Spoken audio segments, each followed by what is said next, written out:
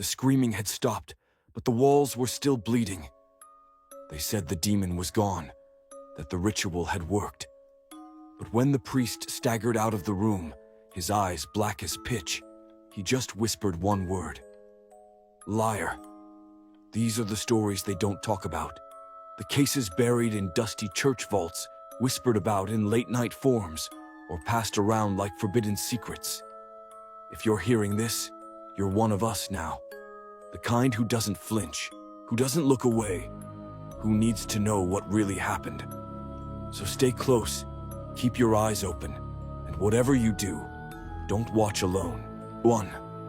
The Exorcism of Anneliese Michel, Germany's most terrifying possession. The first time her parents heard her growl in the night, they thought it was a nightmare.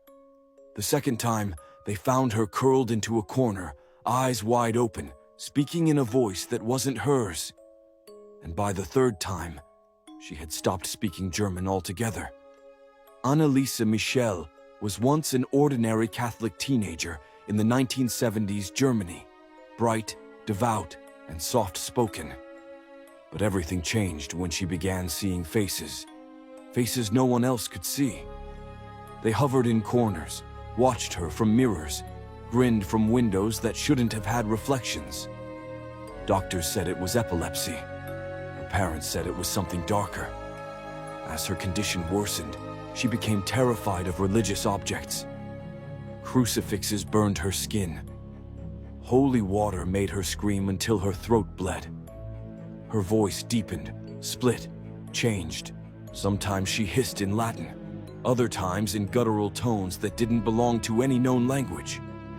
Then came the exorcisms, not 1, not 10, but 67. They took place over nearly a year in secret rooms, far from public eyes. Her body grew gaunt, bones pushing against skin. She starved, refusing food. They said the demons wouldn't let her eat. Her hands twisted into claws. She bit at the walls, at her own skin. She screamed names: Nero, Hitler, Cain, Judas. In one recording, she weeps and whispers, be gone, I am afraid." A voice answers in a sneer, "She belongs to us." On July 1st, 1976, Anneliese died in her sleep. She weighed just 68 pounds. Her parents and the priests were charged with negligent homicide. The court heard the tapes, saw the photos. But even the judge reportedly said there were things about the case that science could not explain. Her grave became a pilgrimage site. Visitors report hearing crying beneath the soil. Some say the earth itself pulses like a slow, beating heart. And deep in her hometown of Klingenberg, the church bells still toll every July, even when no one is in the bell tower. Do you believe Anneliese was possessed?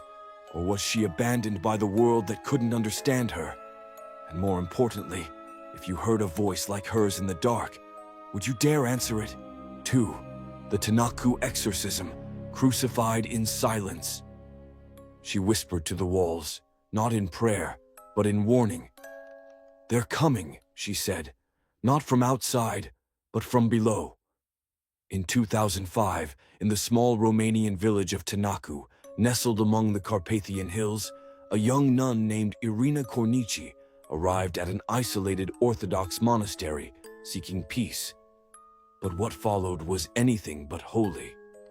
Irina claimed voices tormented her. She stared at the crucifix and saw it weep blood. She said the devil had entered her, through the silence, through the walls, through the prayers she once trusted. The other nuns noticed her strange behavior, refusing food, convulsing, speaking in tongues, screaming at icons. She was taken to a hospital, diagnosed with schizophrenia. But when she returned, pale and shaking, the monastery made a chilling decision. The priest, Father Daniel Corogianu, insisted it wasn't an illness.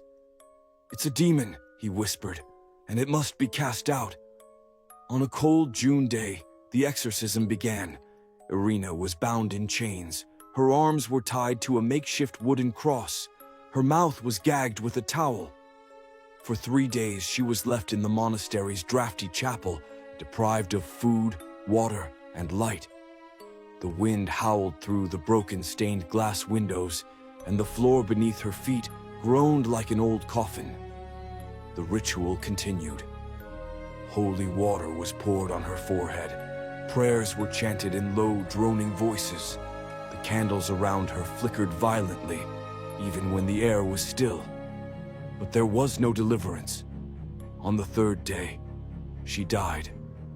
Her body was discovered limp and cold, her lips bruised, her face stretched in an expression of unbearable fear. When the authorities arrived, the monastery claimed they had followed scripture. But the headlines called it modern-day crucifixion. The priest and several nuns were arrested. In court, Father Daniel declared she was possessed. She told us herself she was not dead. She was saved. They say the monastery remains abandoned now, overgrown with weeds and vines. Yet at night, villagers refuse to walk past it.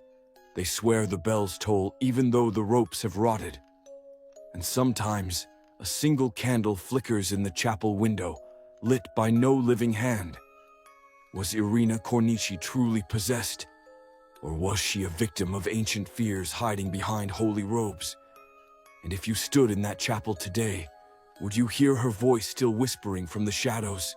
3. The Clara Germana Celi case, the girl who floated above the cross.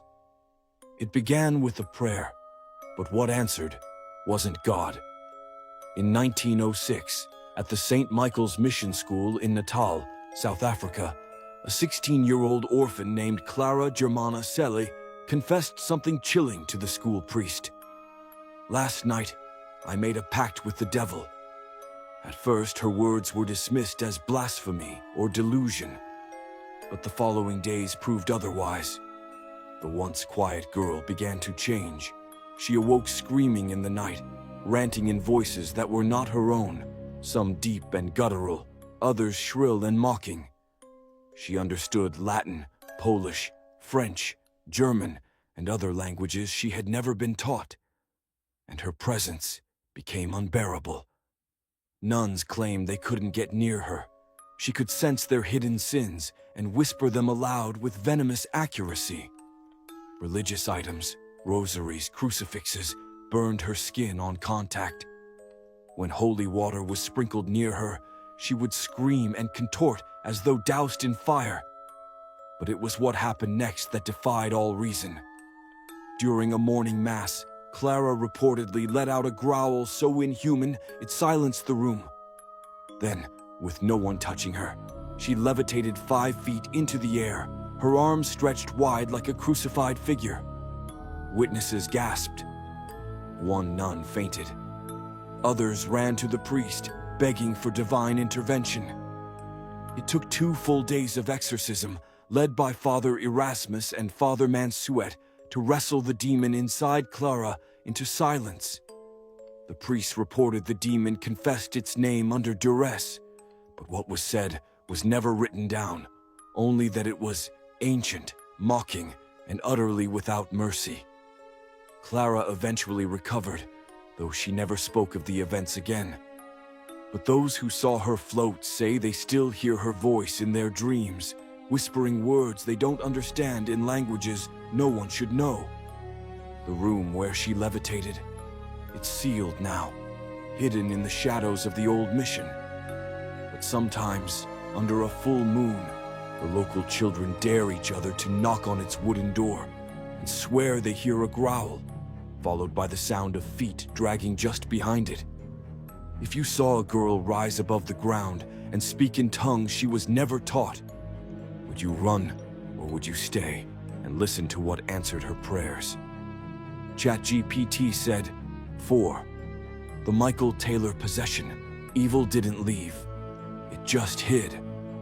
He said he felt lighter, but just hours later, he was drenched in blood. In the quiet English town of Ossett, Yorkshire, in 1974, Michael Taylor was a seemingly ordinary husband, father, and Christian man. Until something changed. Michael had begun attending small fellowship meetings led by a charismatic woman named Marie Robinson. His wife Christine grew suspicious of their closeness, and during one meeting, she confronted him. What followed was a violent outburst unlike anything the group had seen. Michael exploded in rage, growling, spitting, speaking in languages no one understood. He was pulled away, trembling and red-eyed, howling that evil had taken root inside him. The local clergy believed him.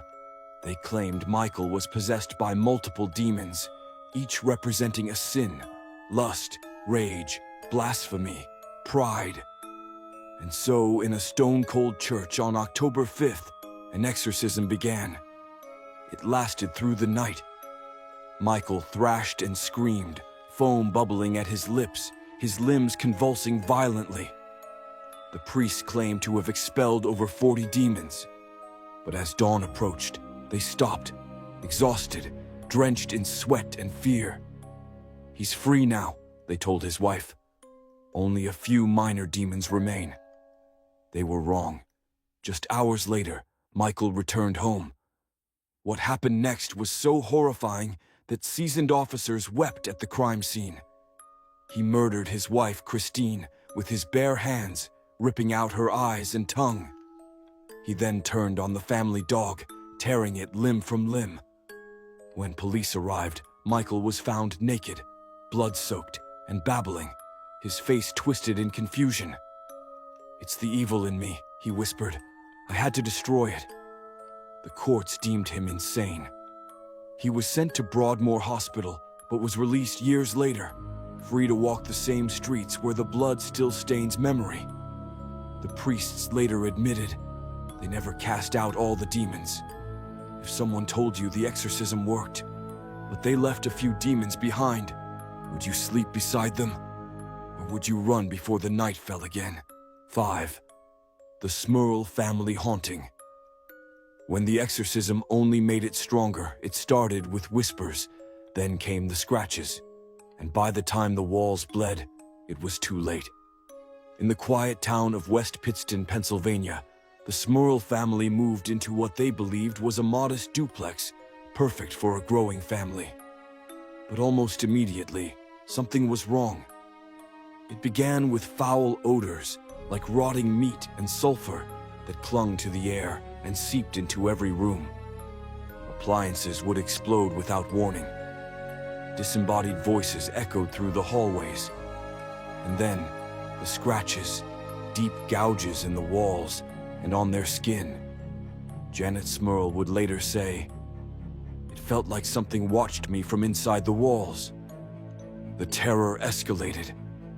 Shadows moved without light, whispers turned to guttural growls, and an invisible force began throwing furniture and violently attacking family members in their sleep. Even their dog whimpered at corners no one else would enter. Terrified, the Smurls reached out to priests, but the entity grew angrier. It began mimicking voices, crying in the voice of their daughters, luring them down empty hallways. And then came the invisible assaults, horrifying attacks too graphic to describe, leaving the family broken and desperate. That's when famed demonologists Ed and Lorraine Warren stepped in. They immediately identified it as a demonic presence, one that had infested the house like a rot. An exorcism was performed, and for a moment, silence, but only for a moment. The demon returned stronger than ever, violent, mocking, and furious. Lights shattered, the air thickened, and one night, the family heard a deep voice echo through the house. "I am not leaving." After years of torment, the Smurls fled. And while skeptics called it hysteria or delusion, those who stepped inside the house often came out, changed. The Warrens insisted it was real. "Some things," Ed said, "don't just haunt a home. They haunt bloodlines." Would you spend a single night in the Smurl house knowing every exorcism only made it worse? Or would you burn it to the ground and pray the ashes don't whisper back? 6. The Iowa exorcism tapes. sounds no human should make it started with a cassette tape. A worn, unmarked tape found in a dusty attic of a Midwestern farmhouse. No label, no date. Just a handwritten word, barely legible beneath a smear of something dark. Exorcism. When Father Mark Jensen hit play, he didn't expect to hear hell break loose. The recordings began like any old church session. Quiet prayers, the low rustle of pages. Then suddenly, a voice. But not just any voice. A growl, wet, guttural, animalistic. And then a scream, long, inhuman, full of agony and hatred, erupting from what was supposed to be a teenage girl. According to the notes found beside the tape, she had been brought in by her parents after weeks of violent outbursts and speaking in languages she had never learned. She claimed something inside her was clawing to get out. The exorcism took place in a secluded Iowa farmhouse, far from prying eyes. The tape documents hours of horror, chairs scraping across floors on their own, windows shattering inward, a crucifix flung across the room by invisible force. And the voice. It spoke in perfect Latin, cursing the priests, taunting them, laughing. At one point, it allegedly listed the sins of every person in the room, things no one had ever confessed aloud. As the priest chanted, the growls turned to shrieks, ear-splitting, layered, like more than one voice screaming at once. Then, silence. For a full 3 minutes, the tape records nothing but static. Until one final whisper cuts through. I never left. To this day, no one knows what happened to the girl. Her name was never released. The farmhouse was abandoned and later burned to the ground under mysterious circumstances. But the tapes remain, copies circulating underground, studied by paranormal researchers, dismissed by skeptics, feared by those who've heard them. Some claim if you listen alone, late at night, the tape doesn't just play, it responds. Would you dare to listen to the Iowa exorcism tapes? Alone, in the dark? Or would you destroy the tape, just in case something's listening back? 7. The Spanish boy who walked backward, possessed like a spider. In a small rural town in Spain during the 1980s, a family brought their young son to the church, not for confession, not for communion, but because he had started walking backward. At first, they thought it was a game. The boy, no older than 10, would shuffle through their farmhouse in reverse, muttering to himself in a language no one understood. But soon, the behavior escalated. He began to crawl on the walls, arching his back in impossible angles, moving like a spider without ever blinking. They locked his room at night. Still, they'd find him standing in the hallway by dawn, bloodied bite marks in the wood of the doorframe, not on the outside, but the inside. He was chewing his way out. Terrified, the parents reached out to the local priest, Father Ortega, who arrived with holy water, candles, and a recording device. What he captured has been kept sealed by the church to this day. Witnesses say the moment the exorcism began, the boy's body went stiff, then contorted violently, his joints popping out of place and snapping back as he shrieked curses in Latin, a language he had never been taught. At one point, he bit through a wooden crucifix, his teeth sinking into it like it was soft fruit. He hissed, growled, and whispered things about the priest's mother that turned his face pale. And then came the worst part. As Father Ortega pressed the cross to the boy's forehead, the child suddenly walked backward up the wall and onto the ceiling, hanging upside down like an insect. His head twisted at an angle no human neck should survive. The candles blew out, the windows slammed shut, and the boy whispered one word: Infierno. Hell. When the exorcism finally ended, the boy collapsed, unconscious. The next morning, he remembered nothing. His body bore no signs of trauma. But every night since, his parents reported hearing faint scratching on the ceiling above their bed. They say it sounds backward. If you heard scratching from above, like nails dragging in reverse, would you look up, or would you keep your eyes shut and pray it's not crawling toward you? 8. LaToya Ammons, the Gary Demon House. In 2011, LaToya Ammons and her 3 children moved into a modest rental home in Gary, Indiana. Nothing about the house seemed unusual at first, until the air inside began to change. It was heavy, thick with the scent of rotting flesh and decay. Flies swarmed the porch even in the dead of winter. But the horror didn't begin until the children started to speak, in voices that weren't theirs. LaToya claimed her daughter levitated above the bed during a sleepover, arms stretched out, eyes rolled back, mouth whispering words that chilled the room to silence. Witnesses fled the house screaming. Soon, the youngest son began speaking to something invisible, referring to it as the Shadow Man. And then, the violent fits began, growling, snarling, inhuman strength from small bodies. At the hospital, doctors watched as one of the boys walked backward up a wall, in front of nurses and social workers, before flipping over his grandmother and landing on the floor. They all saw it. They all signed sworn affidavits. Desperate for help, LaToya contacted a local priest, Father Michael Maginot, who conducted a series of exorcisms, including a solemn rite approved by the diocese itself. He described the home as a portal, a gathering place for entities that fed off suffering and fear. Investigators and police officers entered the basement. What they found was chilling, a black, oily substance that reappeared no matter how often it was cleaned. And in the dirt beneath the stairs, a strange collection of objects buried together. Women's underwear, a fingernail, and a child's toy. Soon after, a police officer captured a photograph in the window of the empty house. A dark, humanoid figure stood there, staring directly into the lens. LaToya and her children fled, never to return.